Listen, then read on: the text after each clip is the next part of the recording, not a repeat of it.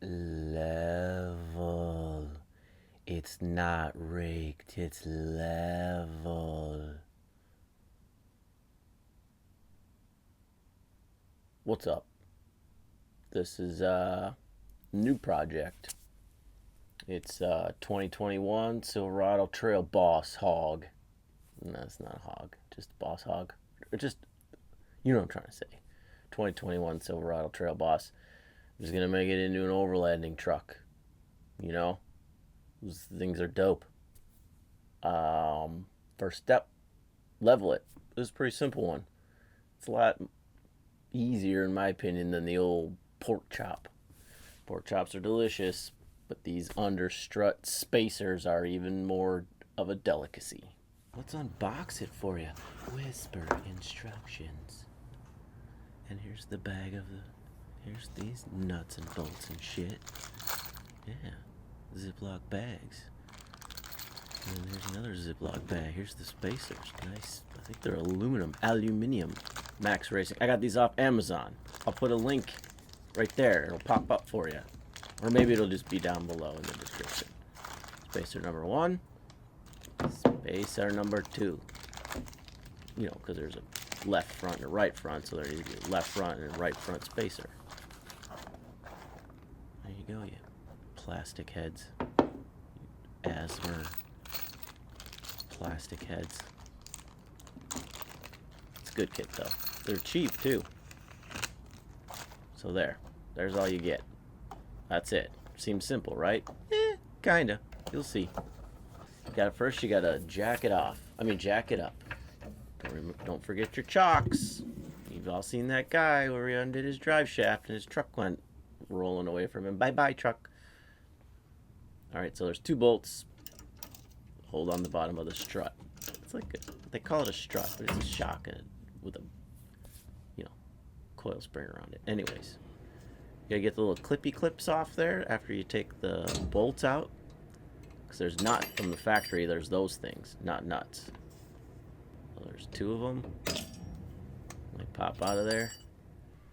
So first I tried to just not take the tire off, just take these 2 bolts out, and pushing the shock up and or pushing the lower control arm, well, the whole and upper control arm, but pushing it down away from the bottom of the shock or the strut, whatever the hell you want to call it, and mash it in there. There's some other guy in there on the YouTube that mashed it in there. It doesn't work on 4-wheel drive. I couldn't get it to work. I don't know. Maybe there's something wrong with me. Don't answer that. There is. So I just took the tire off.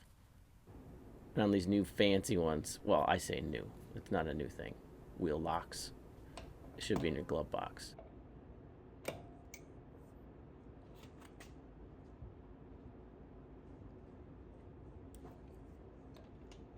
So here's what you really got to do. You got to take off the sway bar connection, the upper control arm off the knuckle.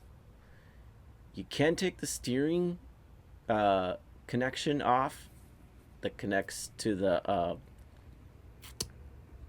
rack, but I didn't have to.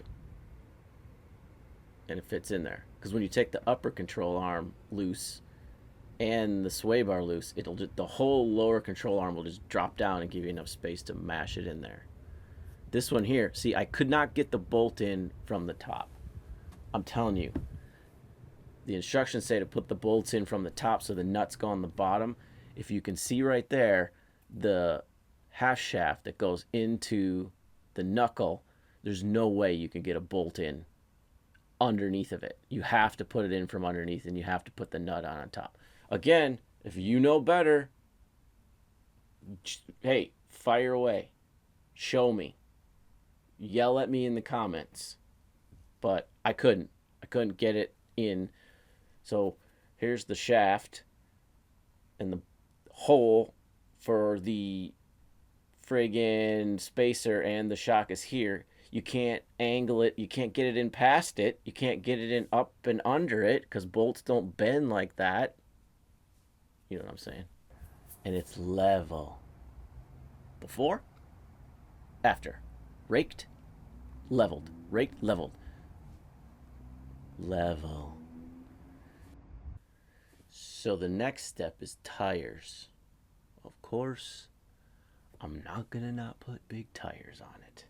What do you think I am? Some sort of heathen? Took a long time to decide what kind of tires I got, what kind of tires, size, and name brand, and whether I do trail, like a TA trail tire, or a more aggressive mud tire. What do you think I should do? I already know the answer. If you guess it right, I will. I don't know what I'll do.